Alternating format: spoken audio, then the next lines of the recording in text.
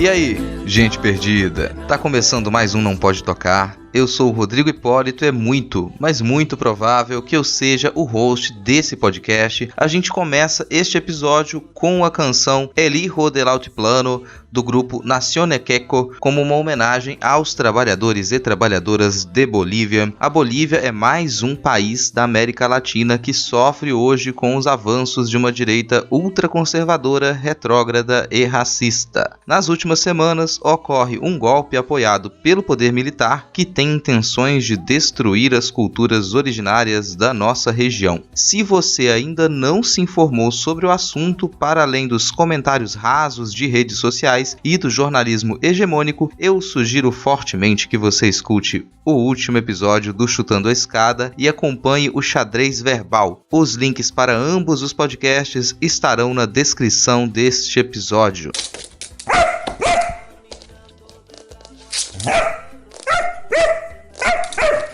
Boa, Tiwi! O nosso primeiro lambejo de hoje vai para os nossos irmãos e irmãs bolivianos que não aceitam esse golpe e continuam nas ruas em enfrentamento. E já que estamos no momento abraços e lambejos, quem mais tá aí na sua listinha, cachorro? Verdade. O Rui Bittencourt, lá de Vila Nova de Gaia, em Portugal, ouviu, comentou e divulgou Não Pode Tocar antes mesmo de você postar o episódio novo no Twitter, né, Titi?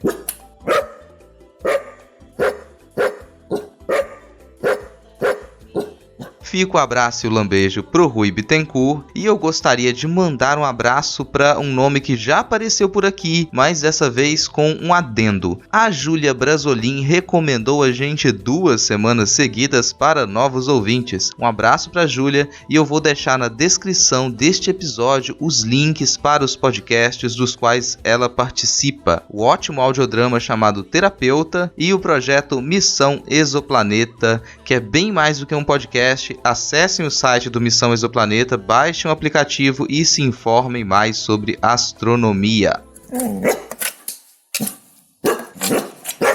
Jamais eu iria esquecer, Titi. Esse é um lambejo que não poderia faltar aqui. Eu fiquei muito feliz com os comentários da Val, tá tudo bem, lá no Twitter. Ela falou sobre o Não Pode Chorar 13, como não cortar a própria língua, contou como o episódio a impactou, e esse é o melhor incentivo que a gente pode ter, que é saber que o conteúdo que a gente produz tem relação positiva com o cotidiano de quem nos escuta. Um beijo, Val.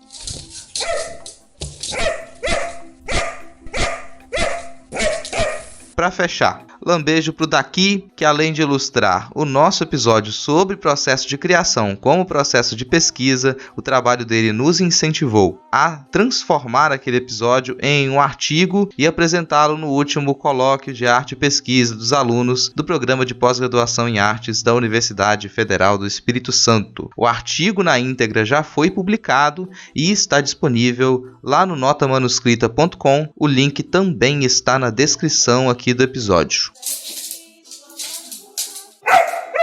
Agora vamos para aqueles recadinhos iniciais básicos. Se você quiser continuar a receber os nossos episódios, saiba que o conteúdo de podcasts é gratuito e muito fácil de consumir. Você pode assinar o nosso programa por um agregador de podcasts pelo celular. Você pode seguir o Não Pode Tocar no Spotify, no iTunes, no Deezer ou em qualquer plataforma comumente usada para ouvir músicas. Você pode ouvir a gente pelo site notamanuscrita.com, onde nós postamos os nossos episódios. Você pode receber semanalmente até por e-mail, e todas essas formas de acesso estão linkadas na descrição deste episódio. Há também a opção de ouvir pelo YouTube, o que ajuda a abrir uma porta para quem não está acostumado a ouvir podcasts, ainda não conhece bem essa mídia e já usa mais aquela plataforma de vídeos. Se você já nos escuta frequentemente e quer nos ajudar a manter a produção de conteúdo, há maneiras bem simples de fazer isso. Produzir conteúdo independente dá trabalho e a gente ganha 0 centavos de golpe por esse esforço. Por isso,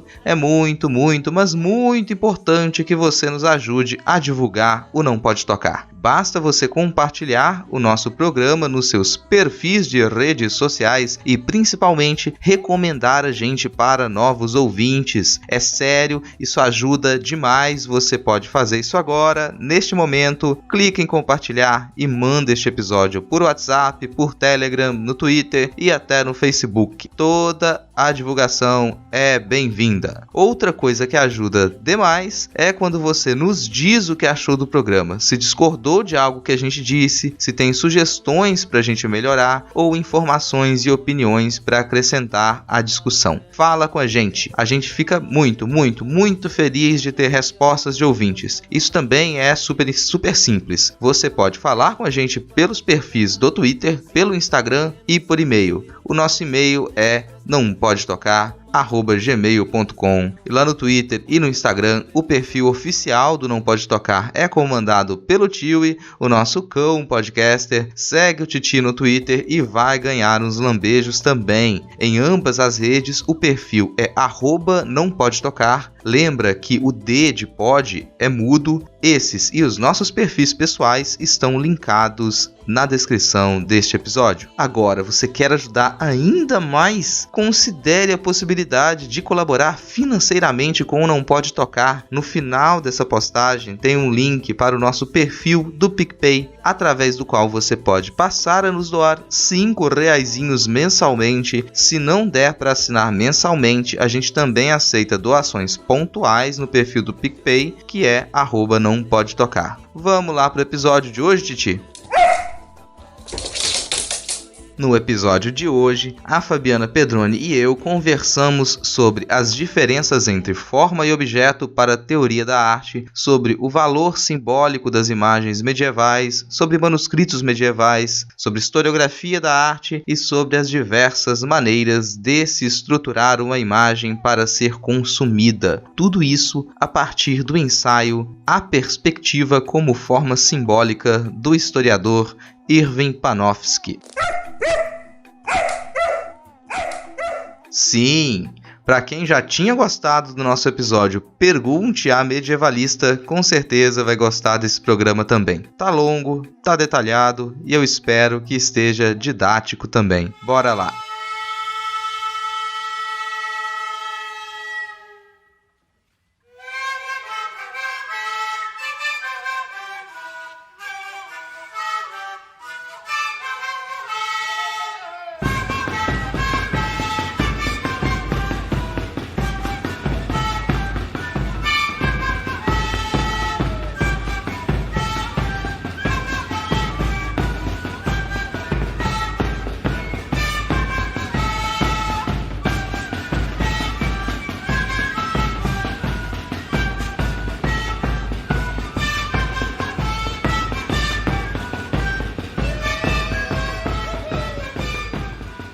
Mas uma coisa que começa essa introdução aqui, e que é algo que acho que os estudantes mesmo não pegam, embora seja bem explicadinho, é que o Panofsky, por mais aberto que ele seja com algumas coisas, ele faz parte de uma tradição formalista, né? Tipo, ele tem uma origem formalista. Então tem em algumas partes dos trabalhos dele, inclusive nesses textos, alguns textos mais antigos dele, que fazem uma separação muito rígida entre o trabalho de arte e o contexto. Então, por mais que na iconologia ele traga essa coisa toda de discurso, ele ainda defende uma análise de trabalho de arte de uma maneira mais recortada. Peraí, vamos pegar esse trabalho e vai ser possível realizar uma leitura deste trabalho. E a partir da leitura deste trabalho a gente pode atingir tais significados. Então, e isso tudo partindo da forma, como se fosse possível partir sempre da forma e chegar ao significado de alguma coisa. O que no fim das contas torna esse texto aqui, Perspectiva como Forma Simbólica, algo diferente dentro da tradição de onde o Panofsky vem, porque ele não vai trabalhar com um trabalho específico, ele não parte de um trabalho específico, ele parte da consideração geral do que significa a mudança do sentido de perspectiva na Renascença, para daí construir um ensaio. Então é uma coisa que ele tem os vícios formalistas dele, mas não é um texto que ele é tão formalista assim. Sim, eu acho que dos textos dessa herança, né, formalista que ele tem, é um dos que mais se desvia, apesar de em vários momentos a gente achar os pequenos escorregões, né, porque não é, porque está dentro do próprio contexto histórico dele de como, né, ele entende a imagem, mas a forma como ele vai trabalhar a forma e desenvolver a ideia da própria imagem vai não só nesse sentido da forma e não considerar necessariamente o contexto, mas muitas vezes ele coloca o objetivo central da imagem, a questão da própria forma e desenvolvimento da forma, como um sentido praticamente evolucionista, né? E que é algo que aparece nesse texto, ainda assim. Não, mas eu falo que isso faz sentido porque não é só uma questão dele estar dentro da tradição formalista, mas é uma tradição formalista positivista. Então ele realmente pensa em arranjos que eles têm uma certa continuidade, sabe? É um sentido de causa e consequência para a explicação dos trabalhos de arte, da própria história da arte, que ele é bem restrito em alguns aspectos. Então você fala, é um formalismo e é um formalismo positivista do qual ele vai se livrando aos poucos, muito lentamente. Muito lentamente. E que é algo que se torna injusto às vezes, né? Quando eu entendo a questão de a gente... Eu entendo a questão de a gente voltar nesses autores e ter um trabalho revisionista, uma leitura mais crítica, mas muitas vezes mesmo essa leitura mais crítica ela não considera o próprio contexto do autor, né? Esse texto do Panofsky eu acho que é de 27, né? Então, tipo, mesmo que em 1927 já tenha passado algumas questões que sejam da escola das análises, etc., a herança dele formalista e positivista é muito forte ainda, né?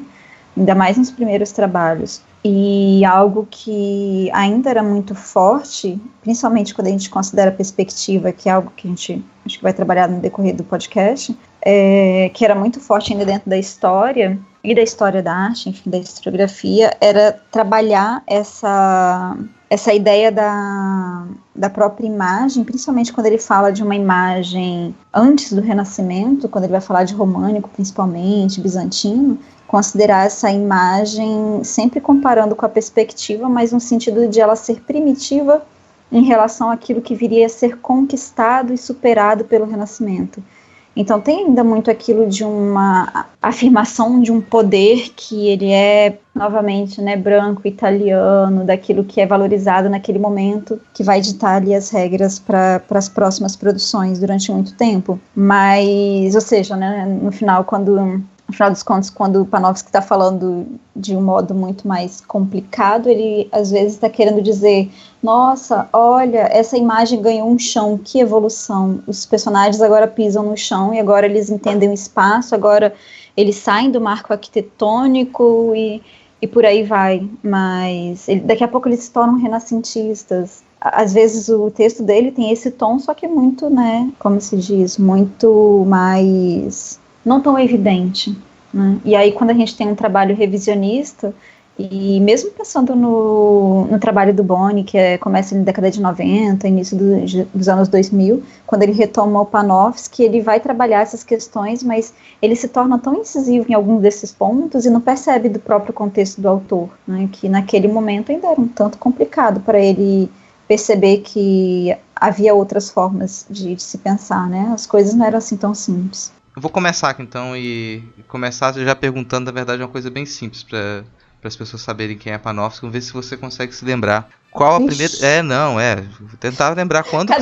Cadê aqueles plim-plim, né, de vai lá, valendo.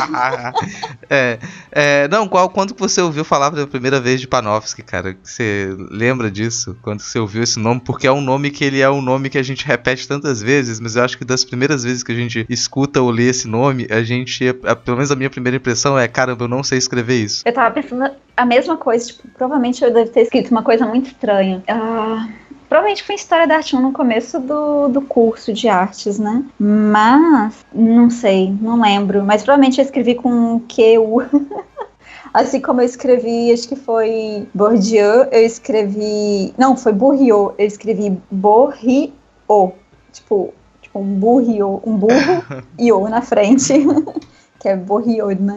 Mas não lembro mesmo. E é um nome tão recorrente, né? Dentro do campo de história da arte, mas... E é engraçado que eu acho que eu trabalhei mais pensando desse meu contato com Panofsky dentro de História da Arte 1, que era medieval, porque a minha orientadora, enfim, na época, a professora falou um pouco mais, do que necessariamente em História da Arte 2, que a gente trabalha Renascimento, e perspectiva e coisas assim. Não tenho a menor ideia por quê. Talvez pelo método, né? Porque ele fala desse método iconográfico, da iconografia, acho que foi aí.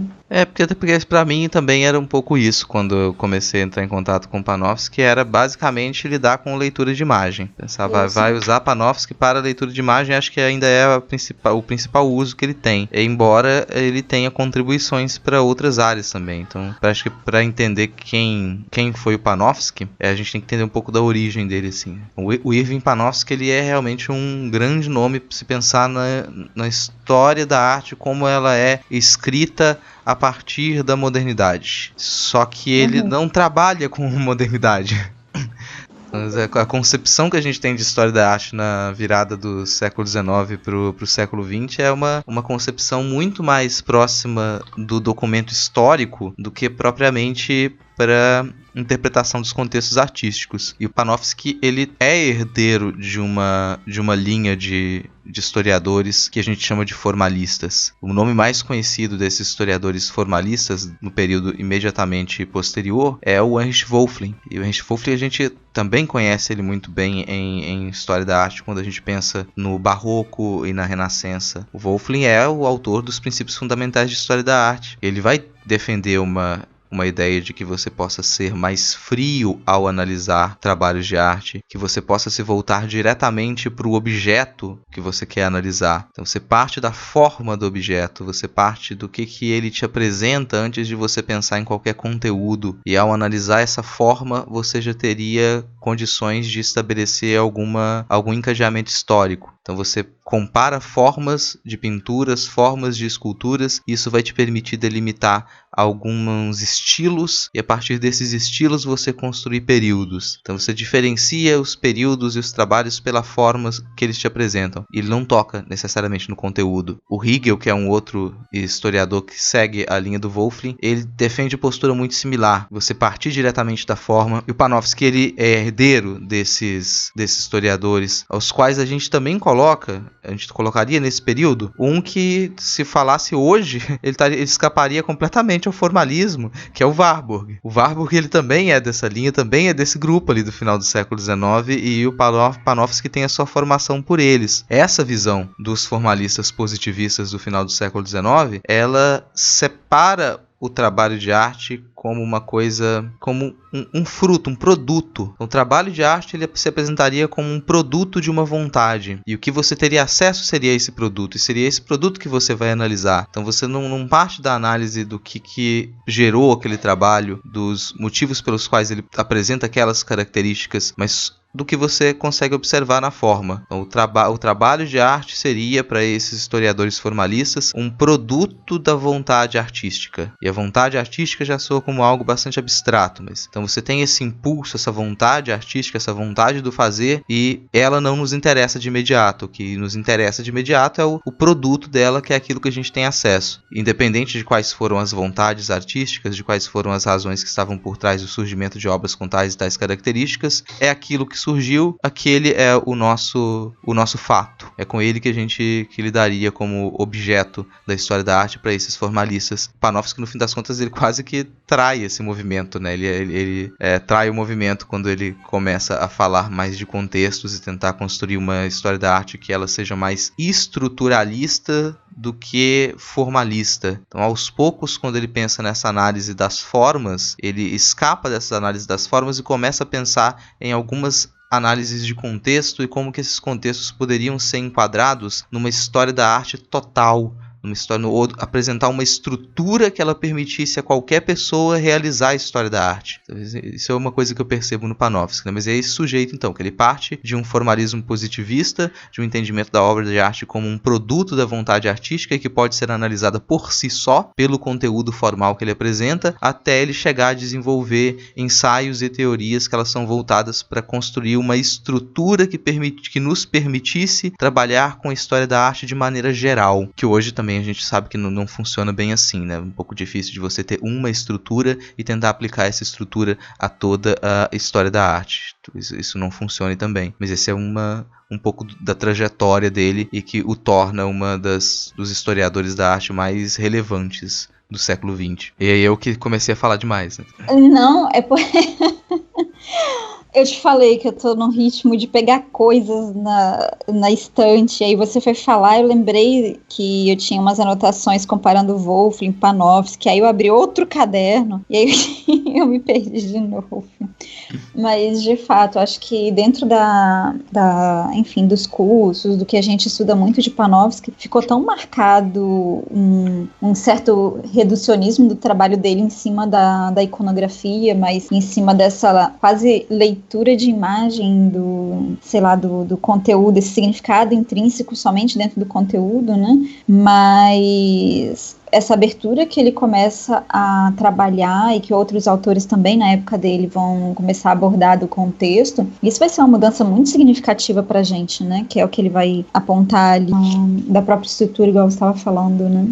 Se a gente pensar mesmo essa trajetória de leitura de imagem, quando o Panofsky vai construir a sua a base para leitura de imagem, a gente já tem, já é dado para ele, já está presente a construção pré-iconográfica do Wölfflin, que é utilizada também pelo Warburg. E a isso ele vai agregar uma leitura iconográfica, que ela também já está presente nos historiadores da época, embora o Warburg não seja um filiado a isso. O Warburg aí como uma pessoa que forma uma parte da base teórica do Panofsky também. E o que o Panofsky acrescentaria, supostamente não seria uma novidade, que é a iconologia. A iconologia está presente na leitura de imagem do período, só que o Panofsky estabelece uma estrutura para isso. Ele fala, olha, a gente pode compreender e a gente pode escrever a história da arte se a gente partir do encadeamento de leituras pré-iconográficas, iconográficas, iconológicas, e daí a gente decorrer um discurso. Então o historiador da arte precisaria ainda, por essa estrutura que o Panofsky constrói na sua leitura de imagens, separar a obra do todo. Então, para você conseguir partir do conteúdo pré-iconográfico, você precisa recortar a obra como um produto de alguma coisa e que pode gerar uma análise. Então, você separou para depois fazer um retorno. Então você separa a obra, analisa o conteúdo formal. A partir do conteúdo formal, você vai ter que fazer uma análise do que ela discursa, do que aquela construção de ícones, aquele conjunto de ícones discursa, qual é a lógica dele, qual é a sua iconologia. E para fazer isso, você tem que dar uma enorme volta para trabalhar com os contextos. Eu acho que essa é ao mesmo tempo a parte positiva e uma enorme falha metodológica, porque você precisa dispensar os contextos para tentar trabalhar com uma obra recortada da realidade, para depois você fazer um retorno à realidade e escolher só os pontos que eles consigam dialogar com aquela forma que você recortou. Bom, isso aí só funciona se você considerar que uma espécie de essência desse trabalho de arte estaria na forma. Então você poderia partir do que realmente é o trabalho quando você parte da forma, e a partir do trabalho então você encontra algumas conexões no contexto onde ele foi produzido. E eu não sei se funciona bem assim, né? Porque vai ter diversas conexões contextuais para o surgimento daquela obra que você não vai conseguir puxar só pela leitura iconográfica que você fez. Assim. Mesmo porque essas formas ou aquilo que vem dentro da leitura iconográfica, tem muita coisa dentro da própria leitura iconográfica que vai ficar de fora, né? Seja ali elementos que vão ser considerados como decorativos, ornamentais, ou até a própria coloração, algo assim.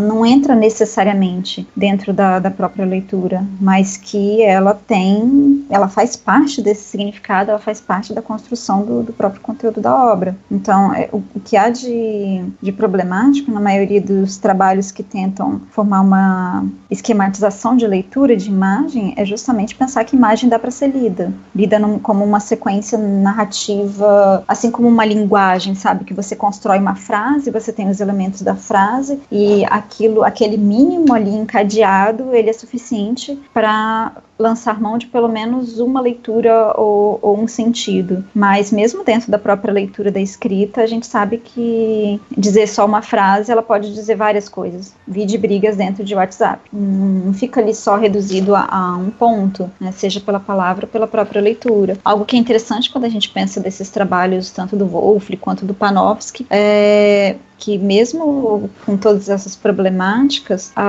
sempre tem, né, como a gente estava falando antes, esses lados positivos e os negativos, né? Algo que eles vão trazer desse questionar de uma ideia mais tradicional, anterior a eles, era de uma noção de que você tem o nascimento, o apogeu e a decadência de uma produção artística, que era algo disseminado até então, que era também uma herança já de Vasari, etc. Mas mesmo que Panofsky, no fundo, por conta de algumas questões que elas são formalistas, tem ali alguma questão de um certo apogeu da forma artística, não sei se a gente pode dizer isso, mas uma questão necessariamente de estilo ou de movimento artístico não vai ter essa relação de apogeu, necessariamente de decadência, como se a gente tivesse alguma coisa que fosse muito superior a outra produção, né? Se a gente está considerando as formas depende de como ela vai ser utilizada dentro daquela produção. O que é complicado às vezes é pensar que depende da forma, mesmo que seja a mesma bola, vamos reduzir muito, né?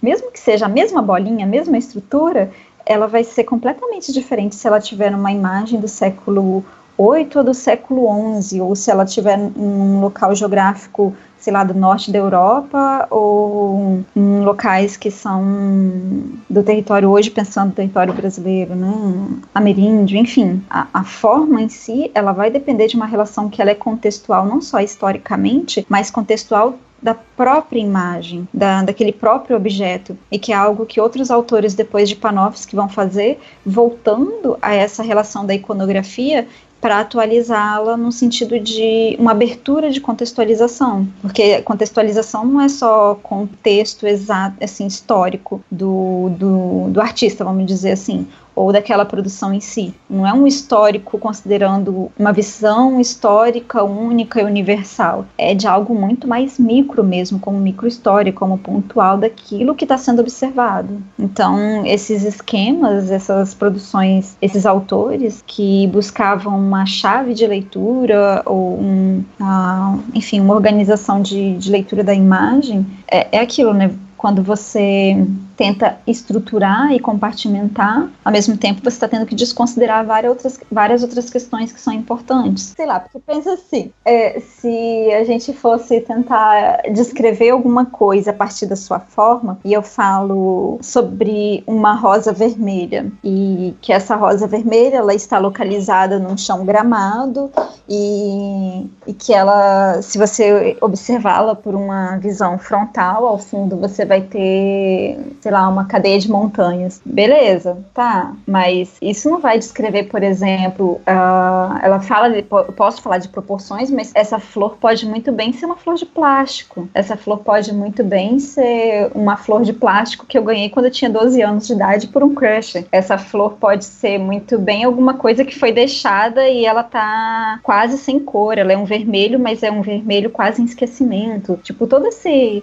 contexto da imagem que, ok, ele pode se tornar formal, mas ele não fala sobre a imagem em si, no máximo de completude que ela pode ter, entende? Então, essa relação entre a forma e o objeto, quando a gente fala dessa relação formal, ela muitas vezes vai ser reducionista nesse sentido de não contemplar outras questões que podem ser importantes e que pra gente hoje tem se tornado cada vez mais importante. Na hora que você estava falando sobre tudo isso, eu não sei, eu acho que eu me perdi. Não sei se perdeu, mas a gente tem isso, então, a gente tem a primeira coisa a se entender é que a gente já passou, que é quem foi Panofsky e qual a localização dele dentro dessa história da arte. Então a gente comentou que a gente tem uma história da arte que ela, na passagem do século XIX para o século XX, ela constitui alguns dos seus métodos mais tradicionais. Então a história da arte não tinha tanta metodologia. E essas primeiras metodologias da história da arte, elas são formalistas. Então elas entendem essa coisa que se estuda, que é a obra de arte, como uma forma que pode sim ser lida. Então, como uma forma que pode ser lida, você precisa reconhecer as características visuais delas antes de você dizer qualquer coisa sobre elas. Como se ao aprender a ler e escrever, você vai aprender a forma das letras para depois aquela letra ter algum significado para você. Isso é diferente de objeto, porque você não trabalha com objeto da mesma maneira como você trabalharia com algo que pode ser lido. Então,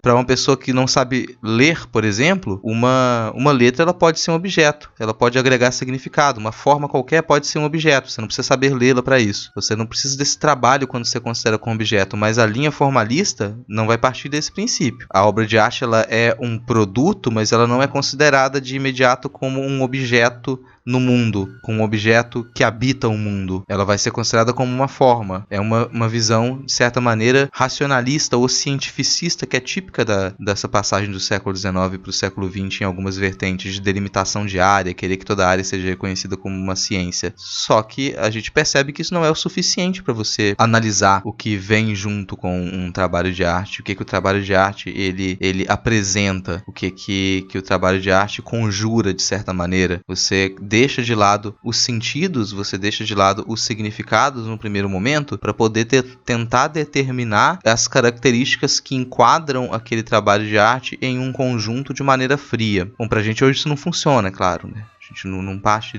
desse princípio, mas acho que o exemplo que eu queria trazer para poder a gente entender qual é a diferença entre forma e objeto é o do seu objeto de estudo, e que aí seria interessante você contar qual foi o seu objeto de estudo durante algum tempo e por que ao trabalhar com ele de um modo mais aprofundado, você escolheu contextualizá-lo como objeto, como uma coisa que habitou uma época, habitou um lugar. Que lugar foi esse que essa coisa habitou? E a partir de então entendê-la na sua forma. Então percebê-la primeiro como objeto para depois percebê-la em sua forma, e esse objeto com o qual você trabalhou durante muito tempo é um objeto medieval. Então é um objeto de um contexto muito distante que você, e quais as principais características que você ressalta nele como objeto antes de trabalhar com a sua forma. E aí eu queria que você desse um pouco do que é esse objeto, de em qual contexto esse objeto viveu, esse objeto existiu como coisa viva, como um trabalho de arte vivo, e daí depois explicar como que você adentrou a forma dele, que é o que seria a codicologia, né? Já dando aí um spoiler de que você falei de codicologia, então a gente tá falando de um tipo de objeto medieval bem específico. Apesar da codicologia não ficar só dentro de medieval.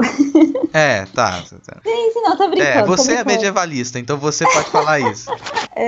Nossa, que pergunta longa. Eu precisei anotar pelo menos 2 palavras-chave, senão eu ia me perder. Então, quando eu comecei a trabalhar com manuscritos medievais, que foi esse meu objeto de estudo, esse meu recorte, eu já senti uma certa dificuldade, porque a princípio eu selecionei ali alguns manuscritos que são os beatos, né, que a gente fala, o Beatos de Liébana, né, que são 32 cópias do mesmo manuscrito, pensando que cópias medievais não são exatamente como cópias de Xerox, sabe? Porque a gente está falando não uma cópia idêntica, mas cópias que são feitas em tempos distintos, em locais distintos, então sempre, e feitas de modo manuscrito, então sempre tem as suas variações e escolhas, como se fosse feita no copista quase como um editor, então tem muitas modificações, mas enfim, eu trabalhei esse conjunto de manuscritos, que é compreendido ali entre o século VIII e acho que XIII, assim, não me falha a memória, tem uns mais posteriores, mas a questão de eu ter que ir primeiro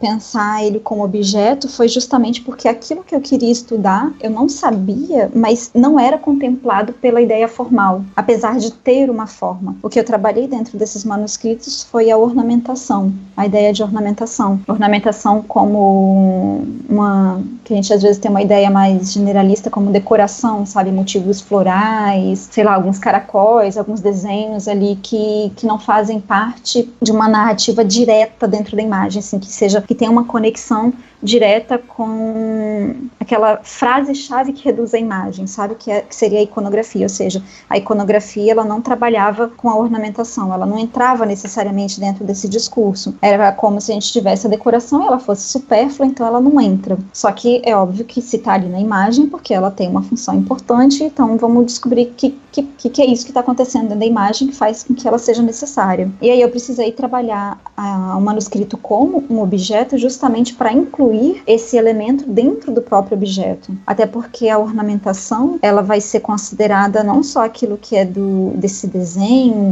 dessa decoração, mas outros elementos que às vezes a gente pensa que a gente não associa diretamente com ornamentação, como as cores, por exemplo. Ou pensar que algumas grafias, algumas letras estavam escritas com tinta em ouro, né, com folha de ouro. Isso é um modo de você ornamentar uma imagem, então é uma função dentro da imagem. E aí eu precisei considerar isso como um objeto justamente para dar ali para me permitir estudar aquele elemento.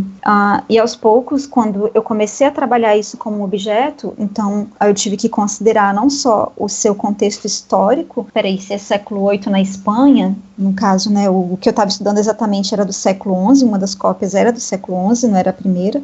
Se é do século XI, o que estava acontecendo naquele espaço geográfico que pode ser importante para esse entendimento das imagens? O que tem dentro do texto que pode ser relacionado com as imagens? Como que as imagens dialogam entre elas e entre o texto? E aí, na hora que a gente começa a perguntar essas várias coisas pro próprio livro, né, para esse códice, a gente percebe que ele é um livro, que ele é um material, que ele é de fato um objeto. Então ele vai ser lido, ele vai ser folheado, ele vai ser estruturado, o pergaminho ele vai ter uma espessura específica, mais fina possível do que outras cópias, porque ele era era uma encomenda real, de um casal real, e os outros não, era monástico, então tem menos investimento financeiro, no caso.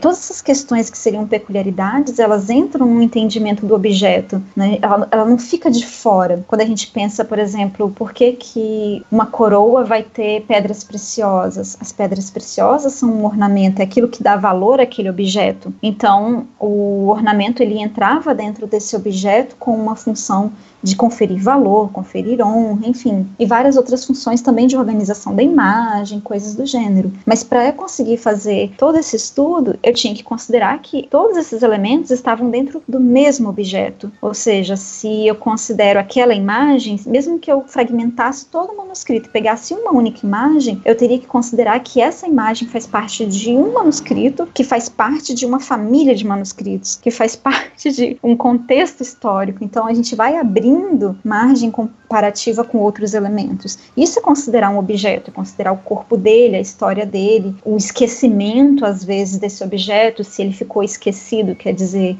sei lá, se ele entrou dentro de um acervo e foi realmente esquecido e encontrado depois. Por exemplo, a última cópia que foi encontrada muito recentemente, depois dos anos 2000, ela estava esquecida dentro de uma biblioteca e só foram encontrá-la depois que venderam algo assim para um museu, todo o acervo. Quer dizer, isso acontece, isso faz parte da história do próprio objeto. E aí depois que eu considerei esse elemento dentro de um objeto, e aí eu pude perceber que há várias questões que não entrariam se eu considerasse apenas a forma, no sentido formal, sabe, de descrição mesmo, de eu tenho aqui uma imagem que tem um Cristo representado, tem um anjo, tem uma montanha, isso significa aquilo, mas tá, qual a cor desses elementos, qual que é a organização hierárquica entre os elementos, tudo isso entraria quando eu começo a pensar que tudo faz parte do mesmo objeto. E aí, então, só depois de pensar que está tudo dentro desse objeto é que eu pude perceber a forma, porque a forma, ela se conecta também com o objeto. E aí, elementos que antes não entrariam no discurso da própria imagem passam a fazer parte, como o Rodrigo falou, a questão da codicologia. O que é codicologia? Fala o que é codicologia. O que é codicologia, Fabiana? A codicologia, ela vai ser o estudo dessa própria estrutura do códice, né, do livro.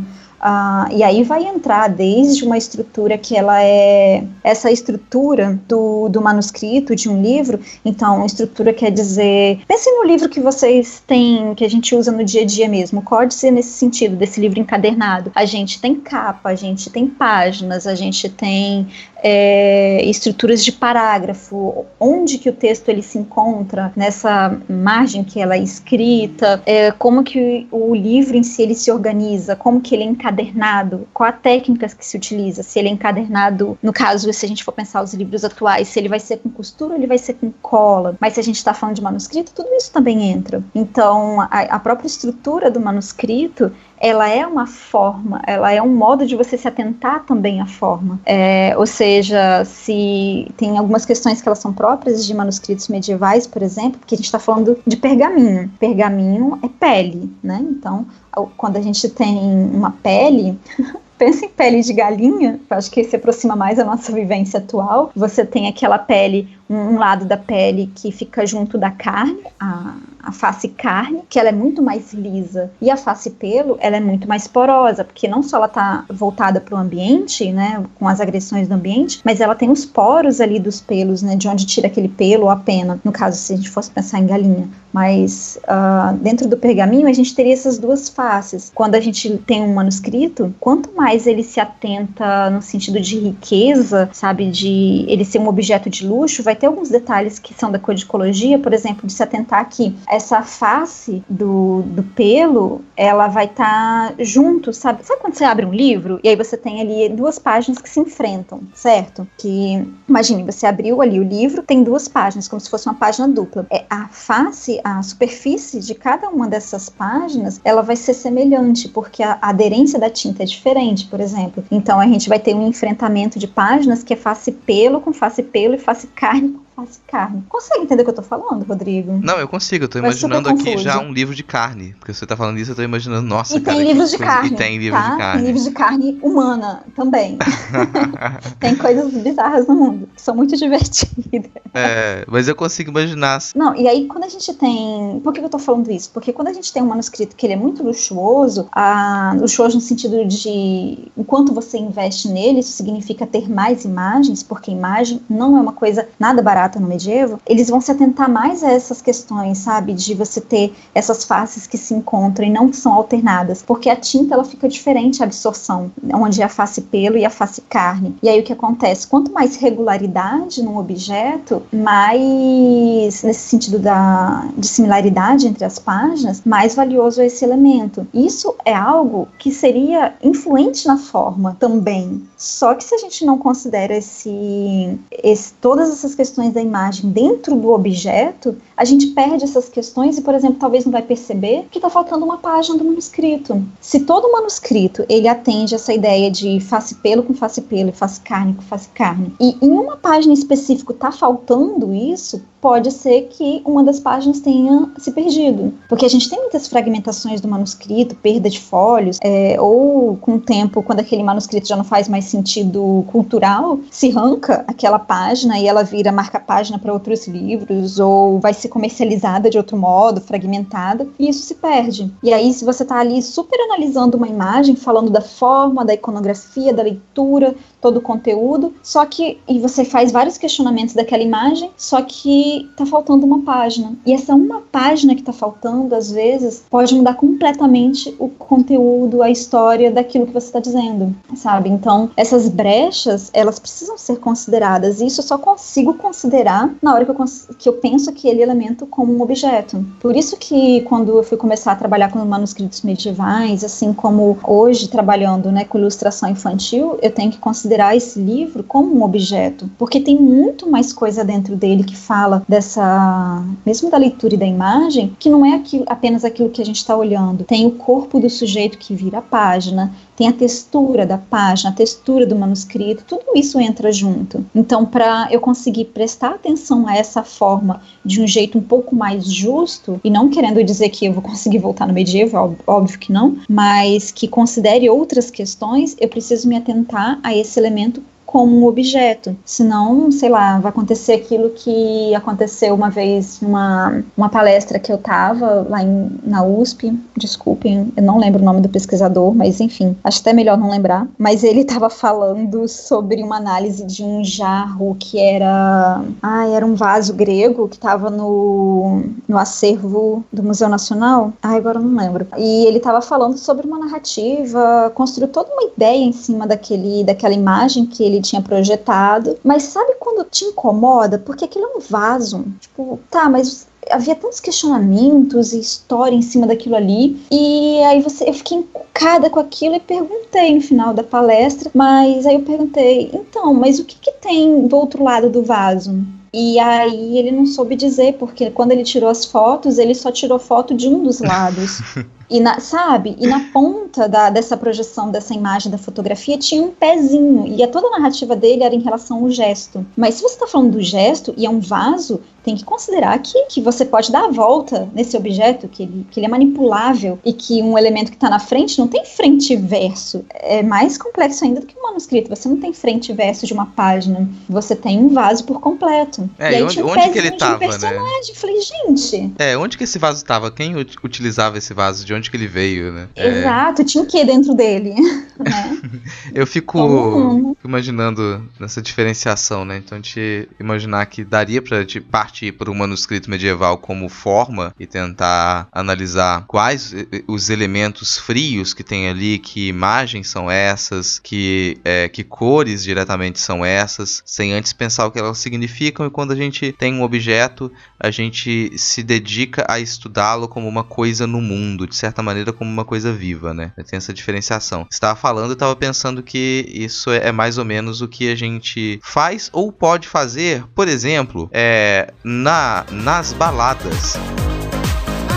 O som da noite. As baladas. Ou no Tinder. Porque você tem a possibilidade de você começar, de você se aproximar por uma pessoa pela forma ou pelo objeto. Se for pela forma, você só manda um cala a boca e me beija. E aí você tem a forma. Você bateu o olho, você tem a forma, você não se preocupou com mais nada. E é claro, você pode descobrir algumas características de como que essa pessoa é no mundo depois. E isso pode ser preocupante e você pode se decepcionar.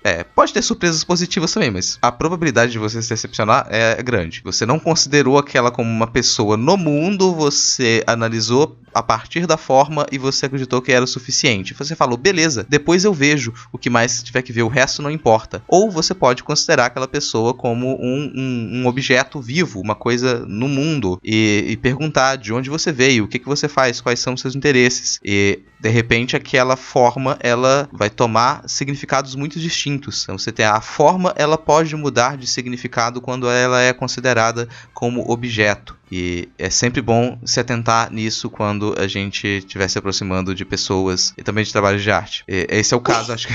Eu não sei se foi um exemplo bom. Eu acho que você... Eu já ia dizer, eu acho que você deveria colocar aqueles efeitos sonoros de palmas agora, entendeu? Palmas Tocantins. Porque, porra, que puta comparativo. Adorei. Isso é o cansaço depois do dia de trabalho. Mas isso é interessante o que você disse, porque também vai distinguir pessoas que são extremamente formais e que elas não vão se importar para essa questão do contexto. Porque para ela é um beijo como técnica e aquilo ali, na sua restrição do momento, como uma forma de prazer e pronto, e acabou. Não é um problema, vão existir pessoas assim, vão existir pessoas que não são assim. Você de pensar no dia a dia também, não pensar no ambiente de trabalho, quando vem um colega de trabalho e ele é mal educado, se você se atentar para a forma, você só vai considerar aquele acontecimento, aquele fato simples. A pessoa ela foi mal educada e aconteceu um distúrbio no trabalho. Agora, se você se atentar para a pessoa como um ser vivo no mundo, como um objeto na realidade, um objeto de estudo e for observá-la, você já vai se perguntar o porquê da pessoa estar estressada. Você vai se perguntar o porquê daquela reação, antes de você considerar a forma daquela reação. Então você vai pensar que as coisas elas têm origem, elas têm funções diferentes, elas não acontecem só naquele momento para você, porque você resolveu observar. Então ela não está ali para você observar naquele momento recortada da realidade. Nada está. Isso é importante para a gente começar. A gente está falando de ambiente de trabalho, a gente está falando de manuscritos medievais, a gente está falando de paquera nas baladas, para indicar como que a forma é uma questão complexa para o Panofsky. O título do texto do Panofsky que dá nome a esse episódio é a perspectiva como forma simbólica. Note que ele não está considerando a perspectiva como a partir dos objetos em contexto. Ele está falando de uma maneira extremamente ampla. Então, em qualquer objeto que você pegasse, foda-se qual seja o objeto. Ele está dizendo mais ou menos isso. Dane-se qual seja o objeto. Eu estou falando aqui de uma coisa que ela é praticamente universal. Olha, eu estou falando da forma. Então, a perspectiva como forma simbólica, e eu vou falar sobre ela de modo que ela possa ser aplicada, que essa ideia possa ser aplicada em qualquer objeto. Talvez não funcione tão bem assim. Talvez você não possa pegar essas ideias de perspectivas e aplicá-las para julgar ou para analisar qualquer tipo de objeto. Se você não considerou o objeto antes, talvez considerar a forma que está nele vai perder o sentido ou vai modificar o sentido dele. Então a primeira palavra que a gente tem é forma. Então forma é diferente de objeto. Panofsky não está considerando objetos específicos no mundo. Ele não está considerando esses objetos como coisas que habitam uma realidade, que habitam uma natureza. Ele está considerando uma forma de maneira generalizada. Então existe essa forma, e que forma é essa? Essa forma é a perspectiva. Antes da gente entrar em qual perspectiva é essa, a gente tem que pensar que ele deu uma característica a essa forma. É uma forma simbólica. Então não é qualquer forma, não é uma forma material, não é uma forma única, não é uma forma observável num ponto, é uma forma simbólica, é uma forma que ela pode aparecer de diversas maneiras, mas ela é simbólica, ela tem ligação com os significados, ela pode simbolizar alguma coisa, só que a gente não está falando de um objeto específico, então a gente está falando de perspectiva, que pode ser aplicada em qualquer coisa, pode ser aplicada em qualquer imagem. Então a própria perspectiva, independente da imagem onde ela está aplicada, ela por si só já é simbólica. Por si só, a perspectiva detém significado e é o que ele diz pra gente. Mas dizer simbólico para o contexto no qual o Panofsky trabalha, já que a gente não vai considerar o Panofsky, o texto dele, simplesmente como forma, a gente vai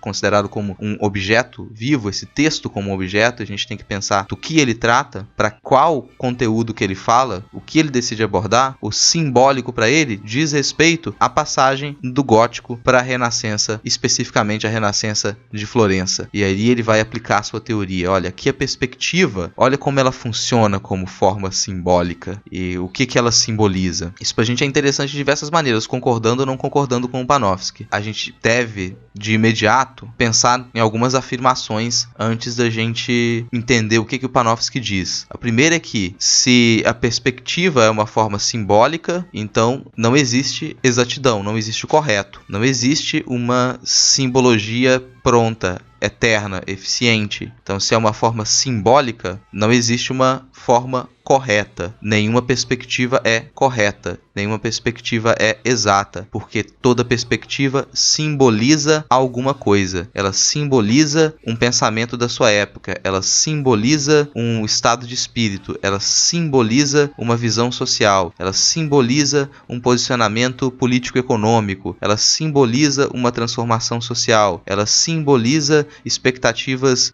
religiosas. Ela simboliza algo. E também que não haveria uma só perspectiva. Não há perspectiva correta, exata e permanente, e não há só um tipo de perspectiva. Utilizar a palavra simbólica pra gente é sintomático no texto. A gente entende que ele vai falar, já que a gente entende que ele vai falar da passagem do período gótico para a Renascença florentina, ele vai comparar os dois períodos, a gente tem um peso diferente ao usar o simbólico, porque a perspectiva utilizada fora do universo da Renascença florentina é uma perspectiva não linear, mas ela ainda é uma perspectiva. É o que a gente chama de perspectiva simbólica, ou em alguns casos, de perspectiva invertida. Então, antes da gente trabalhar com que perspectiva foi essa que surgiu na Renascença florentina e que vai se autodeclarar como exata, vai se autodeclarar como uma perspectiva correta, antes da gente abordá-la diretamente, a gente precisa entender o que era compreendido como perspectiva nesse outro contexto, que é o contexto gótico do final da Baixa Idade Média. Encerrei a fala. Não sei nem por onde partir. É porque, apesar de ter toda essa questão, né, do Panofsky, ai, meu sangue medievalista fervendo, apesar de toda essa questão do Panofsky, de trazer, né, essa questão do simbólico, e de considerar essa multiplicidade, como você estava falando, vai depender, né, dessa questão simbólica, ele, mesmo assim, ele traça toda uma relação ali que ela é quase de querer ali, como se diz, como se o objetivo máximo fosse alcançar de fato a perspectiva que ela é a renascentista, né? Não, pode deixar o sangue medievalista ferver, porque eu até queria que você falasse disso, então, peraí, tá falando de uma perspectiva. Porque assim, do que eu me lembro, do que eu cheguei também a trabalhar na dissertação, o que vai acontecer é que mesmo quando ele tá falando dessas relações da perspectiva simbólica, pra gente, o próprio uso da palavra simbólico se torna talvez um pouco confuso, não sei se é essa palavra adequada, mas porque dá a impressão de uma abertura muito grande de margens, e de fato, abre uma margem muito grande ao que tudo que vinha sendo trabalhado até então, às vezes, mas ainda assim é como se existisse ali uma série de interpretações, como se tivesse na fala do Panofsky um monte de imperfeições que vêm antes desse gótico, que vão ser aos poucos corrigidas a partir do alcance da perspectiva que, mesmo que ela seja simbólica, ela é uma perspectiva que é trabalhada a partir de um ponto de vista de um espectador diante dessa imagem, digamos assim, né, considerando um ponto de vista ali dentro fora, né, da imagem, olhando para essa imagem. Peraí, a gente não tem só um tipo de perspectiva. Se a perspectiva linear ela não é a única, ela não é correta, apesar de muitas vezes a gente usar a própria palavra perspectiva como sinônimo de perspectiva linear, no momento em que a gente usa o termo simbólico, a gente remete a outras perspectivas, a outros modos de construir a imagem, que eles não dependem da exibição de um espaço naturalista ou da tentativa de simbolizar um espaço naturalista naturalista a partir de princípios matemáticos, que é o caso da perspectiva com ponto focal. Então essa é uma expectativa. A perspectiva linear com ponto focal simboliza um espaço naturalista. Mas não só não há exatidão nisso, como a intenção é simbolizar esse espaço naturalista. Agora você tem outros espaços da imagem, que não só os espaços naturalistas, que são simbolizados de outras maneiras nos períodos românico e gótico, por exemplo. É porque eu tô lembrando várias outras referências, enfim, dessa questão do naturalista, né? Tem o Florensky, não sei exatamente como que pronuncia, se é Pavel Florensky, que ele é russo, ele vai falar que uma representação naturalista, na verdade, ela não existe, porque ser natural não vai ser representação, ou algo assim, sabe? Ele, às vezes, escreve um pouco como o Schopenhauer também, porque ele vai tecer algumas críticas mais enervadas. Quando a gente fala dessa perspectiva simbólica, lógico, ela abre margem a gente pensar que existem outros modos de se falar de uma imagem, mas que às vezes até a própria palavra perspectiva, talvez ela não venha muito bem a calhar nesse sentido. A gente tem uma ideia, por exemplo, de perspectiva inversa ou invertida, que é algo que o Florensky vai falar, mas que até essa relação com a própria noção de perspectiva, ela se torna às vezes um pouco contraditória, porque a perspectiva inversa não quer dizer que esse sujeito que está observando a imagem, ele está dentro da imagem, e a partir de estar dentro da imagem, existe uma certa desproporção, seria uma palavra que talvez o Panofsky usaria um pouco mais. Não quer dizer isso, quer dizer justamente que existem vários outros pontos de vista que não constroem uma imagem a partir das suas relações, que elas são geométricas ou de proporções ali matemáticas, mas que elas vão se basear numa questão que ela é mais voltado para uma importância simbólica, e aí sim, a noção de perspectiva simbólica ela vai ser importante, mas não do mesmo modo talvez que o Panofsky traz, porque essa perspectiva inversa, ela não vai ser construída então por um espectador dentro da imagem, mas ela é uma inversão daquilo que se considera da própria perspectiva. Quando a gente está pensando essas relações que se constroem dentro da imagem, principalmente se a gente fala de uma imagem medieval antes do gótico, essas relações, elas vão considerar mais as próprias tensões dentro da imagem, entre os personagens, ou entre elementos que talvez não entrariam como um discurso para Panofsky, do que necessariamente uma organização estrutural matemática. Por exemplo, se eu tenho uma imagem em que eu tenho a representação de um Cristo no trono e ao redor dele um coro de anjos, e do lado desses anjos, várias pessoas, representadas como seres humanos mesmo, né? Elementos que fossem terrenos. Essa representação dessa imagem, ela não consideraria ali uma relação de profundidade, uma perspectiva linear a partir do olhar de quem está observando essa imagem como uma tela pintada, sabe? Como uma imagem feita como pintura, mas consideraria que uma perspectiva simbólica daquele que está observando, até porque a gente não pensa que essa imagem está sendo vista por um sujeito necessariamente, mas essa imagem é a presentificação de algo que é sagrado. Então, o Cristo, ele, por exemplo, não vai estar ali do mesmo tamanho que um anjo, mesmo que ele esteja um lado a lado um do outro, ele vai ser muito maior. O trono, muitas vezes, a gente vai ver, né, ele de vários pontos de vista ao mesmo tempo, porque você quer mostrar não só aquela pedra preciosa que está na frente do trono, mas algum elemento que está atrás do trono ao mesmo tempo. É como se a gente conseguisse entrar na imagem e vê-la por dentro. E aí, nesse sentido de perspectiva inversa, né, de conseguir observar que há várias relações dentro da própria imagem, que elas falam mais de uma simbologia, de uma narrativa interna, do que necessariamente de algo que é de uma estruturação matemática ou do olhar. Não, até porque tem que separar há uma necessidade de separação na imagem sacra medieval entre esse mundo da imagem, esse mundo que é representado na imagem, esse universo metafísico sagrado, e o mundo de quem observa. Então, o mundo de quem observa é um, e ele não faz parte daquele mundo que está na imagem. Se a imagem ela se estendesse por algum artifício para abarcar o próprio espectador, isso é uma generalização porque há exceções, óbvio, mas de modo generalizado, se essa imagem medieval ela se estendesse para abraçar o sujeito que observa, o sujeito que observa está no universo, está no mundo temporal. O sujeito que observa é secular, ele é terreno. Então essa imagem não pode englobá-lo, ele não pode fazer parte dessa imagem de modo tão natural. Há de se perceber uma separação. Então eu observo a imagem e ela representa algo, ela simboliza algo de outro plano. Como ela simboliza algo de outro plano, ela detém características disso. Ela te apresenta, e aí sim na sua forma, ela te apresenta na sua forma características de um mundo ao qual você não pertence em corpo. Então você, diante da imagem medieval, não está no mesmo universo do Cristo entronizado. Está no universo separado de você. E aquela imagem obedece a regras distintas da observação que você faz à sua volta. À sua volta você segue regras de observação. E as regras daquela imagem, elas são fechadas. Elas estão dentro daquele universo. E aí que dá para entender bem a ideia de que existe uma perspectiva, mas essa perspectiva, ela não está interessada em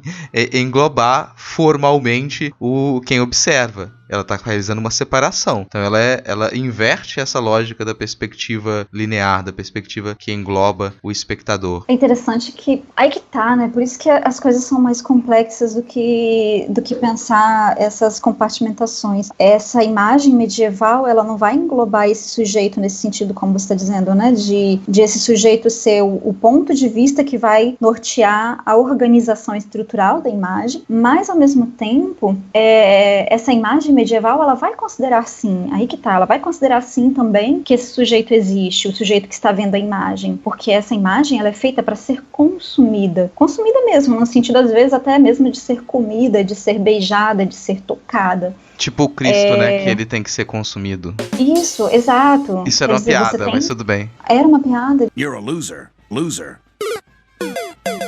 Desculpa, mas consumido. O pior que não é. Não, o pior é que não é. É consumido, hóstia, corpo de Cristo. Então, mas isso não é uma piada, isso é o mistério da fé. Ai, meu Deus. Se a gente for pensar em questão de âmbito do conhecimento, enfim, histórico, isso não é uma piada, é aquilo que estrutura toda a narrativa da imagem.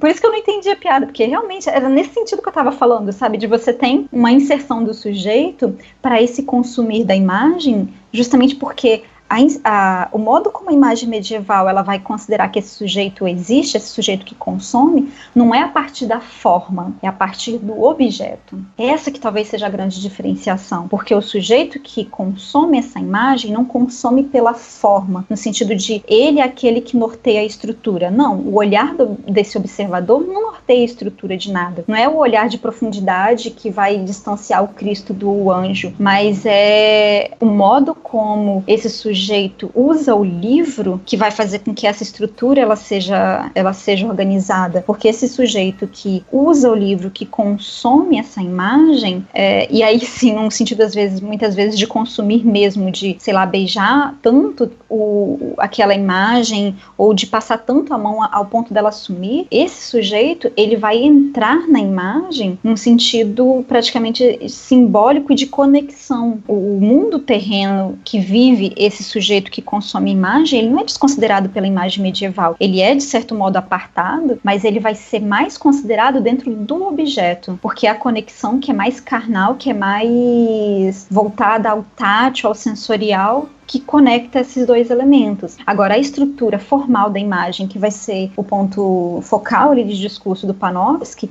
ela sim vai estar desconectada desse sujeito. Quando a gente está trabalhando com imagens medievais, a gente vai ter que considerar essa complexidade, que é algo que, no final das contas, o Panofsky começa a considerar, mas acho que ele chega a morrer um pouco antes disso, no final das contas. Dentro dessa questão da performance da imagem, por exemplo, se o padre está ali com esse manuscrito na mão, num dia comemorativo, esse manuscrito tem uma imagem, ele abre esse livro para a comunidade, ou seja, ele se volta, porque as missas elas eram celebradas de costas para o grande público, né, para os fiéis. Se ele se volta para os fiéis e abre esse livro, toda essa ritualística de abrir o livro e mostrar a imagem, isso é considerado como um consumo dentro do próprio fazer do objeto, mas não necessariamente dentro da organização da imagem. Ela vai ter uma conexão, às vezes, pelo detalhe, um detalhe no sentido de tamanho da imagem, porque se é uma imagem que ela precisa ser vista e pensada como uma questão de, às vezes até mesmo um poder político, então ela precisa ser de maior estrutura, ela precisa ser de maior proporção. Se ela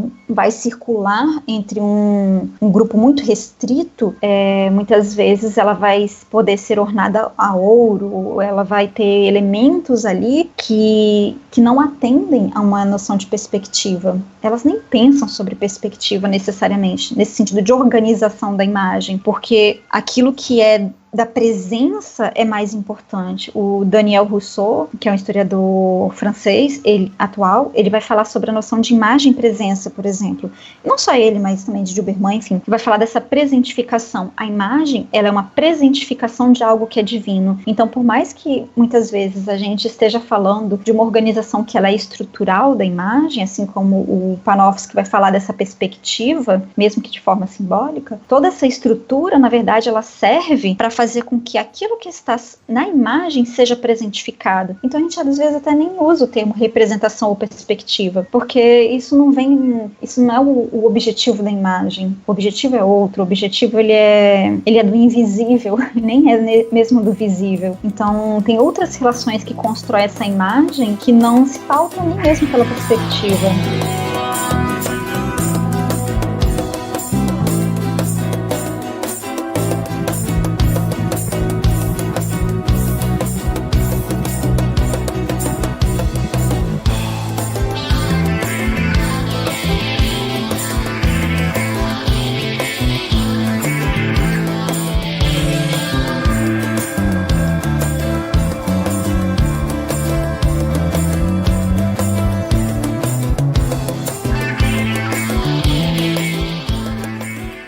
Mas então, eu sei que você odeia o Panofsky. Não, poxa. Mas tem alguns pontos que eu acho até que, assim, dá pra passar um pano nesse texto. Até ele começa o texto trazendo uma citação do Dürer, que ela é bastante aberta com relação ao sentido de perspectiva. Ou seja, perspectiva é uma palavra latina que significa ver através de, o que dá ali a margem para se iniciar um discurso que aceita uma continuidade entre a imagem medieval e a imagem renascentista. Você pode se perguntar se perspectiva é ver através de, então qualquer conjunto de imagem, ele apresenta alguma espécie de perspectiva, porque você vai se perguntar através de que estrutura você pode consumir aquela imagem, você pode perceber aquela imagem, e haverá uma estrutura para aquela imagem que te permite percebê-la. Se não houver uma estrutura, você não conseguiria consumir aquela imagem, você não conseguiria observá-la, e no caso da imagem medieval, como você ressaltou agora há pouco, você não conseguiria performá-la. Então existe uma estrutura, e é através dessa estrutura que você pode perceber a imagem, que você pode consumir a imagem. Então Panofsky aqui nesse texto, ele já adentrou nesse universo mais estruturalista da historiografia, a qual ele passa a fazer parte. Então ele já escapa um pouquinho daquele formalista do início do século XX, do iniciozinho do século XX, e já está começando a pensar por uma visão mais estruturalista, de não tentar separar os objetos totalmente do seu contexto, ao mesmo tempo em que ele tenta imaginar que existe uma base que ela vai ser obedecida, vai ser seguida por todos os objetos, e nesse caso aqui é que eles precisam de uma estrutura através da qual eles possam ser consumidos, através da qual eles possam ser percebidos. E se colocado dessa maneira, a palavra perspectiva, ela não pode ser usada apenas como um sinônimo de perspectiva matemática, perspectiva linear. Qualquer através de uma estrutura que te permita perceber uma imagem é uma perspectiva. Se for pensar, é nesse sentido que a gente usa perspectiva de modo mais amplo no dia a dia, né? Como perspectiva de vida ou algo do tipo.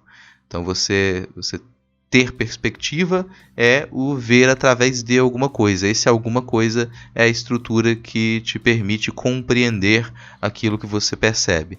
Logo, a perspectiva de cada época vai depender da estrutura que cada época possui para perceber as coisas. Qual estrutura é mais confortável para cada contexto, para cada época, para cada cultura perceber aquilo que é representado? Vamos voltar a essas duas palavras que a gente trabalhou nos dois momentos anteriores. A gente trabalhou com forma entendeu a diferença entre forma e objeto. E o Panofsky aqui está falando de forma. A gente entendeu o simbólico e percebeu que o simbólico ele não é desconectado do material, ele não é desconectado do físico. O simbólico precisa de um canal de comunicação e esse canal de comunicação faz parte do mesmo mundo que a gente. Só assim o simbólico pode existir. Então, gente, essas duas palavras que o Panofsky usa para intitular o seu ensaio, forma, simbólica, elas indicam o que vai ser tratado. Então ele olha, vai ser uma forma, e essa forma, que essa estrutura ela é simbólica. Então ela é simbólica, o que ela vai simbolizar? Alguma visão de mundo. Então você tem em cada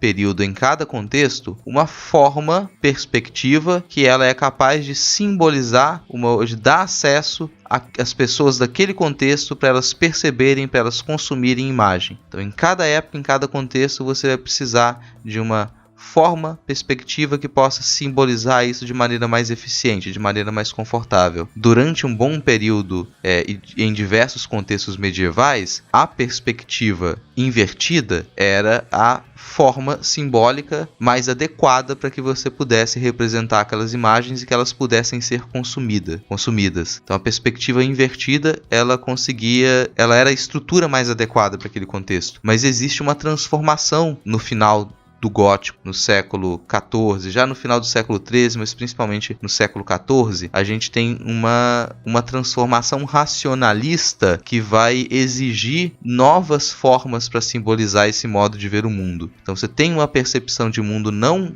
tão racionalista antes do desenvolvimento do que a gente chama de pensamento escolástico ou de filosofia escolástica dentro dos mosteiros, e a escolástica vai fazer ressurgir um racionalismo ou dar impulso para um racionalismo. Esse racionalismo alimenta um espírito do tempo, e esse espírito do tempo medieval do final do século XIII e do século XIV vai pedir que você tenha uma nova estrutura através da qual você possa perceber, você possa consumir a imagem. Então sim, a gente já tem desenvolvimento e uso de perspectivas lineares dentro do gótico. O gótico vai apresentar imagens que elas trabalham não apenas com a perspectiva invertida, mas imagens que elas trazem os personagens proporcionais, os personagens habitando um mesmo espaço, os personagens pisando um mesmo chão, ainda com o risco de que isso pudesse ser considerado herético por você colocar a figura do Cristo, por exemplo, num mesmo plano de importância que outras figuras hierarquicamente menores. Mas ainda com esse risco, o racionalismo da escolástica ele vai dar essa permissão. Então você precisa dessa nova estrutura. E aí sim eu entendo seu ranço, a sua birra com o Panofsky, porque ele vai colocar que esse caminho do uso da perspectiva linear no gótico, ele é praticamente um ensaio daquilo que vai ser o refinamento da perspectiva de ponto focal durante a Renascença. Fomos salvos da imagem medieval. O meu ranço, eu não sei nem se é ranço, é só porque às vezes eu acho muita forçação de barra quando se tenta enfiar Panofsky em tudo, sabe? Ele é útil como qualquer obra, como muitas outras obras, para falar de um determinado momento histórico, ou uma linha, um tipo de pensamento, mas se eu vou falar de imagem medieval, Panofsky muitas vezes vai entrar mais como um contraponto, necessariamente, do que como um aporte teórico mesmo, né? Ele usa a produção medieval como uma justificativa para finalmente chegar ao Renascimento. Então, de um modo ou outro, o interesse dele não é perceber a imagem medieval dentro da sua complexidade, é fazer a figura encontrar o chão, né? Mesmo que ele considere que ele entenda ali dentro da sua narrativa que há muitas outras coisas a se considerar. Mas o foco do Panofsky não é isso, não é a imagem medieval no final das contas, né? Não, até porque boa parte desse ensaio, por exemplo, ele se dedica a questionar a perspectiva renascentista. E para mim talvez esse seja um dos grandes interesses assim, desse ensaio, porque ele demonstra ele apresenta algumas características da perspectiva linear que a gente desconsidera até hoje. Até hoje, quando você vai aprender a desenhar, você vai pegar um curso técnico de desenho, vão te ensinar a desenhar a partir da perspectiva com ponto focal único, um único ponto focal, como se ela fosse a estrutura para representação do espaço mais adequada, como se ela fosse a mais correta, ou ela fosse a mais aproximada da nossa percepção natural, da nossa ótica, e não é.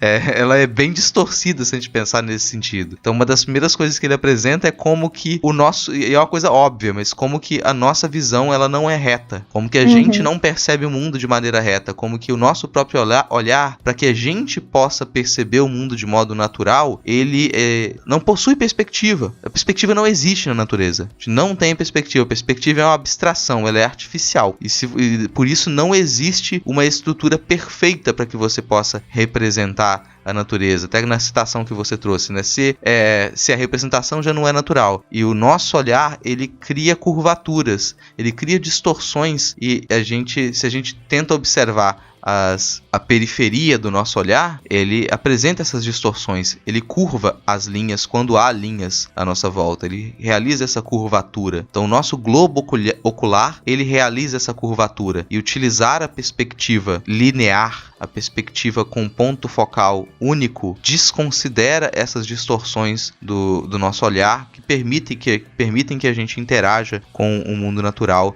através da visão. Então a gente tem uma distorção que ela passa a ser entendida como exatidão, por um desejo muito forte do século XV de trazer exatidão matemática, de trazer um extremo racionalismo para a feitura das imagens, ou como você disse, de colocar o objeto num chão, e esse chão da caixa da perspectiva renascentista vai ser o limite desse objeto, e supostamente ele se estenderia para o restante do quadro, só que ele vai criar essas distorções. Quanto mais os objetos se afastassem do ponto focal, do centro, eles não deveriam obedecer aquelas linhas retas. Não existe essa linha reta que parte do ponto focal e chega até as costas do espectador, ou abraça o espectador. Ela não vai funcionar assim. Então, essa perspectiva, ao desconsiderar isso, se baseia muito numa interpretação, às vezes, um pouco equivocada de alguns tratados, como o Tratado Vitruviano, por exemplo, que dentro do ensaio do Panofsky, a gente percebe que não se referia necessariamente a essa perspectiva linear com um ponto focal único,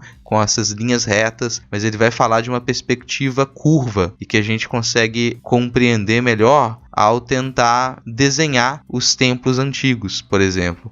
Se você for tentar desenhar a sequência de colunas de um templo grego, você vai perceber que você pega uma fotografia disso e tenta fazer um desenho a partir da fotografia, você vai perceber que se realiza uma curvatura. Há uma distorção proposital no planejamento desses edifícios para que eles se aproximassem mais de uma compensação das distorções que o nosso globo ocular faz. Então isso não é estranho quando você pega esse estudo, quando você percebe como que isso acontece no planejamento dessas colunas de templos gregos, e é algo que a Renascença Florentina não faz. A Renascença Florentina, ela trabalha com essa incorreção da perspectiva de ponto focal único, que vai se tentar corrigir aos poucos. À medida que os artistas da Renascença Florentina eles avançam na pesquisa sobre a perspectiva linear, eles tentam aos poucos corrigir essa distorção, mas você sempre vai ter algo artificial, você sempre vai ter um espaço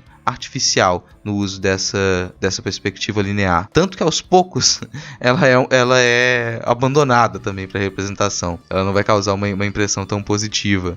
Quando estava falando sobre essa relação da imagem perspectiva, né, dessa superfície plana, e da imagem retínica, né, que considera-se esse olho físico, esférico, etc., eu estava lembrando de como que a gente não pode reduzir, né, as produções de um autor. Por isso que eu falo que, por mais que eu tenha certos ranços com Panofsky, tem muita coisa dele que vai se aproximar de outros trabalhos.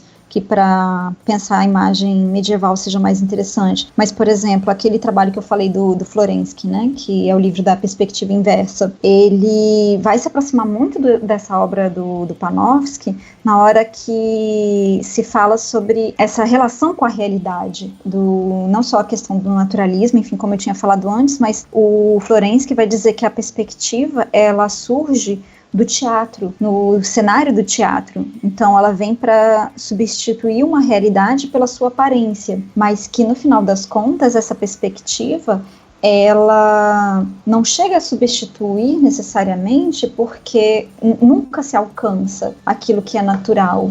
E isso é um ponto de encontro entre os dois autores, os dois pensadores, porque a gente está falando de uma realidade, mas ela não é assim tão simples, ainda mais no caso do Panofsky, quando começa a considerar o olho, que olhar é esse? Mas é um olho físico, depois é um olho histórico, então tem muitas coisas a serem consideradas ali ao mesmo tempo. Esse livro do Florensky, ele, não exatamente o livro, mas o trabalho do Florensky vai ser citado nos diários do Tarkovsky, quando ele está principalmente escrevendo ali a estrutura de um filme dele acho que era de 67, 66, enfim, que é o filme Andrei Rublev, que era um pintor de ícones do século XV, que aparece, né, como a temática do filme, e que a teoria da perspectiva inversa vai ser ponto ali de modo de organização de algumas estruturas do próprio filme, de chave de leitura do próprio filme.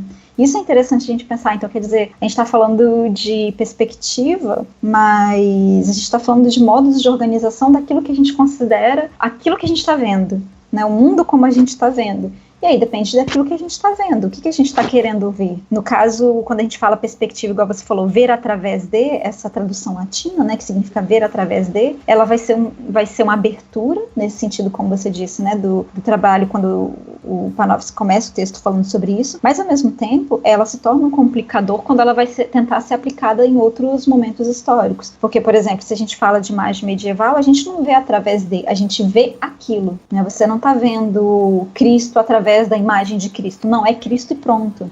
Pra gente essa relação com a imagem é um pouco mais complicada, porque internalizar o sentido de apresentação em contraponto à representação pra gente é muito complicado, né? Então o medievo que tá vendo ali aquela imagem de Cristo, ele não tá vendo uma imagem de Cristo, ele tá vendo Cristo, a materialização de Cristo. Isso pra gente é meio estranho, né? Então você colocar a ideia de perspectiva, ver através de, vai ter uma relação mais complexa, que é um ver através da materialidade, ok, mas ao mesmo tempo é um ver realmente, ver de fato, é o da imagem, né? O ser da imagem. Enfim, então o espaço que vai ser considerado para essa narrativa da perspectiva, ele vai ser um complicador, porque a gente está falando de espaços diferentes, né? Não é um espaço racional, ele é um espaço que ele é simbólico. No caso do Panofsky, ele vai falar de um espaço psicofisiológico, né? Que tem ali esses limites que são impostos pela capacidade perceptiva, como esse olho físico, etc. Que vai tentar fazer essas correções, né?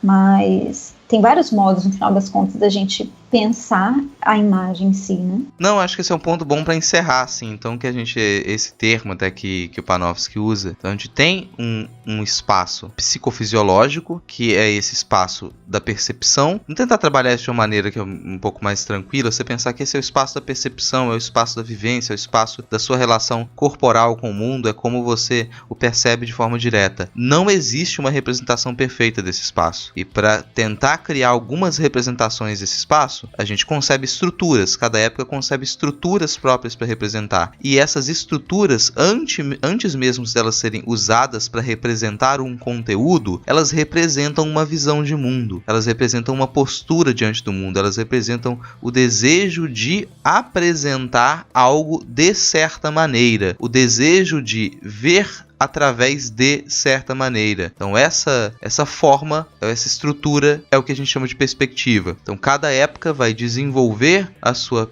perspectiva, ou desenvolver a sua estrutura para ver através de, antes mesmo de você colocar o conteúdo. É isso que Panofsky defende. Então, olha, independente do conteúdo, a gente poderia identificar aqui, na Renascença do século XV, se desenvolve, ou se tem, e os artistas tentam desenvolver de modo cada vez mais refinado, uma uma estrutura para apresentar o mundo através de uma forma racionalizada, através de um artifício que ele dá a entender um mundo exato. Um mundo que não é exato na natureza. Na natureza não há essa exatidão, mas o desejo o espírito da época é a exatidão. Chegar à exatidão, o desejo pela exatidão. Então você vai conceber uma estrutura, uma perspectiva como uma forma simbólica. É uma forma de simbolizar um mundo que seja exato, simbolizar um mundo que segue essas regras. E por isso é sempre falho. Por isso, em todo o texto do Panofsky, ele vai, ao utilizar a palavra correto ou correta,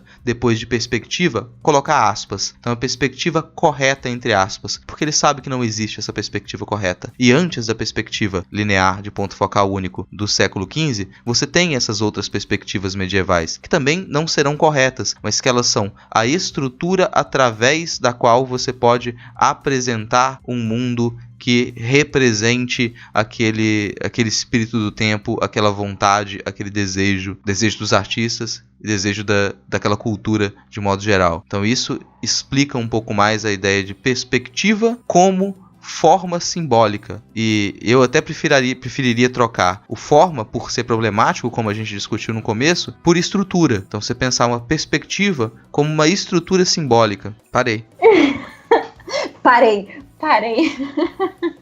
Posso dar uma indicação? Pode dar uma indicação.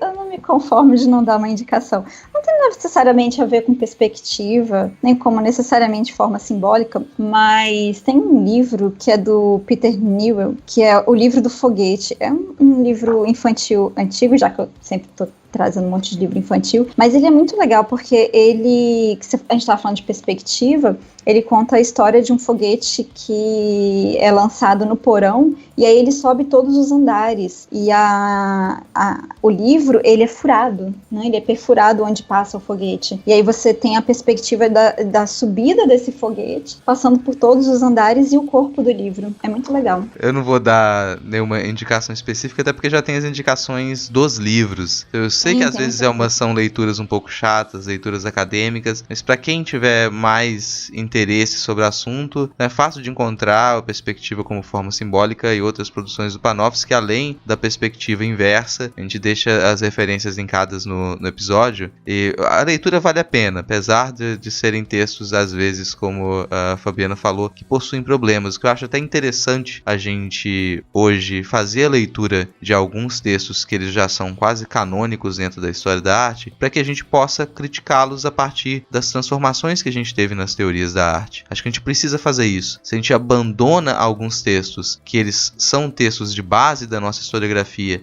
não faz o retorno a ele, uma análise, uma digestão disso, a gente pode ter dificuldade de pensar como que podem funcionar as teorias da arte dentro da nossa historiografia. Até por isso fica a indicação também de um livro que ele trabalha um pouco com esse resgate também, que é A Imagem Sobrevivente de Duberman. A Imagem Sobrevivente de Duberman, a gente tem um pouco desse resgate da historiografia, desse estudo mais aprofundado do formalismo, e o que a gente consegue ao digerir o formalismo dentro da história da arte, o que a gente consegue digerir e produzir a partir disso. Dá para tirar coisas interessantes. Então fica aí uma sugestão também acadêmica da Imagem Sobrevivente do Jorge Duberman. O Diante da Imagem também tem bastante coisa em relação a essa questão historiográfica. E é um pouquinho mais digerido, sabe? Digamos assim. Mais didático? Mais didático. Digerido é uma palavra tão feia, né? Mais didático. Porque não chega nem a ser tão didático, mas tem uma parte mais introdutória, assim, que é interessante também. Principalmente a introdução mesmo, o capítulo 1. Não, mas eu sei que todo mundo que tá ouvindo vai comprar os livros ou vai baixar, vai procurar na Biblioteca Paulo Coelho. Por quê? Você fechou então as indicações? Tem mais alguma coisa para indicar? Então, eu queria indicar o Poderes da Figura, que é um texto de Duberman. Tá numa revista, enfim, tá em português, tem ele numa revista portuguesa, e que ele vai trabalhar, como é um artigo, ele é um artigo mais sintético, menorzinho. Esse texto ele foi bem importante assim para mim quando eu estava pesquisando sobre ornamentação e outras coisas, porque ele não fala exatamente sobre perspectiva, mas ele vai trazer 10 poderes da figura medieval, 10 forças de ação ou coisas assim que faz a gente entender um pouco melhor essa complexidade da imagem medieval. Enfim, acho que um dia eu vou falar um pouco mais sobre esse texto. Vai sim. A gente sempre promete episódio e fica... Se a gente faz um episódio sobre isso aqui, a gente tem que falar mais sobre esse assunto. Nas férias eu vou falar sobre isso, porque vai ser muito divertido. E aí vem outros episódios, outros temas e a gente passa por cima daquilo. Mas mesmo que a gente não faça episódio disso, eu acredito que vale a pena fazer a leitura. Então, até porque, olha só, que é um título instigante. Quem que vai ler o título? Poderes da figura, exegese e visualidade na arte cristã, e não vai ficar, meu Deus, eu quero ler esse texto. Para, eu acho esse texto tão legal. Eu achei as anotações aqui, cheias de desenho, um monte de desenho.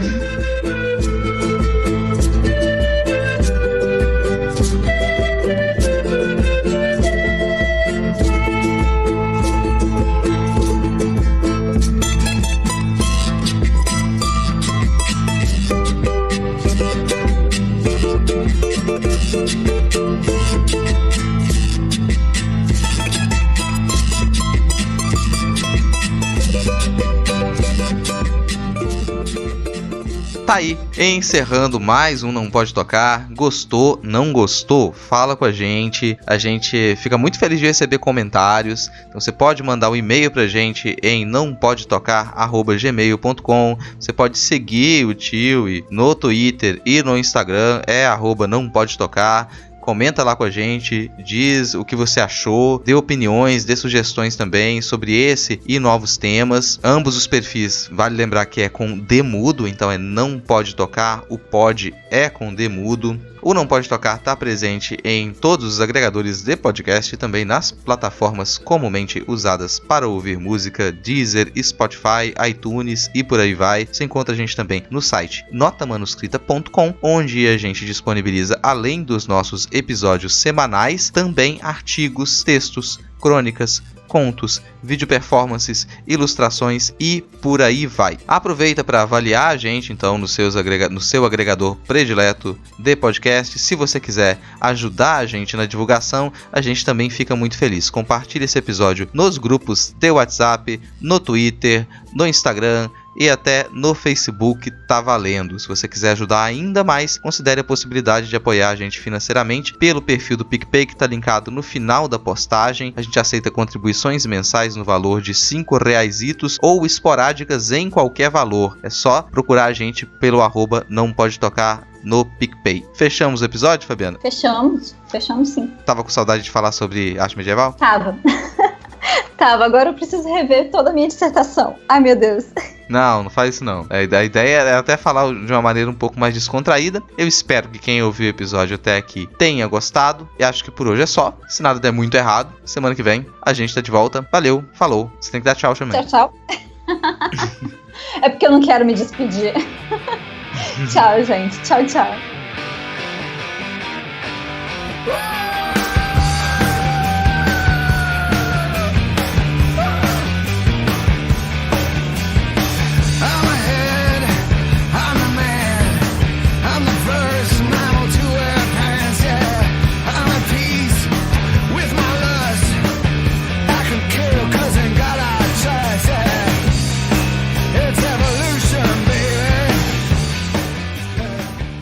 E essa imagem vai ser... você mandou alguma coisa aqui agora? Mandei a pauta. Você escreveu em 3 segundos. Puta que pariu. Beleza. Palavras, objetos. Já temos uma pauta. Pronto, agora você pode organizar as ideias. Velho. Tem até a parte que eu vou fazer depois, a apresentação. Nossa, incrível. Vou até colocar aqui, ó, negrito pra dizer que é título. Eu tô até formatando aqui, ó. Times New, tamanho 12. Ai, Jesus. Então. Eu ia perguntar, gostou do episódio, Fabiana? Desculpa, eu ia levar a sério a resposta, mas não sei. Eu não sei, eu tô em dúvidas ainda. Mas eu sei que com a sua edição vai ficar maravilhoso. É que eu tava tentando pensar aqui se eu tinha alguma indicação que não fosse chata, assim, não fosse acadêmica, né? Apesar desse livrinho da perspectiva inversa ser gostosinho de ler, ele ainda é um livro acadêmico. Mas a gente não precisa também todo episódio tentar ser pop. Tem problema de fazer um episódio mais acadêmico. Eu sei, não é que a gente quer ser pop. Não, eu acho que só da gente estar fazendo em podcast essa porra já é suficientemente pop, sabe? É muito pop, eu sou muito pop. Pop. Ai.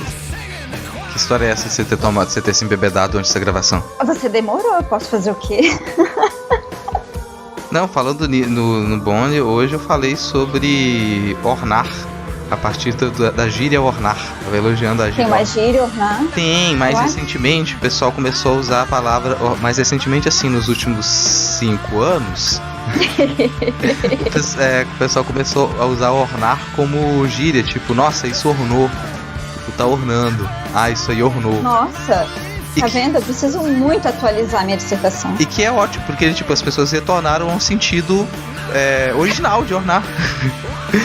Você tá vendo, Nori? Você tá ornando tudo. Nossa senhora, que lambida. Peraí que ela tirou meu fone.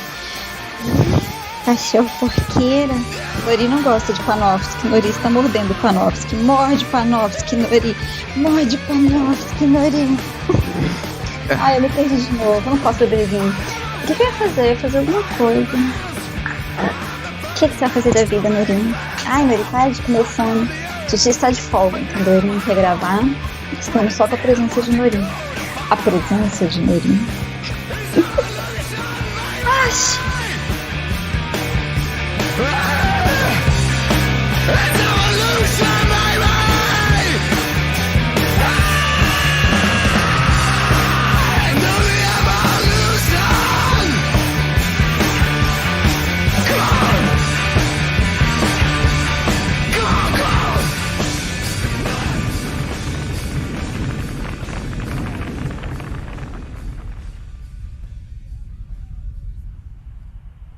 Essa introdução, ela é muito chata, cara. Essa introdução, ela é muito chata.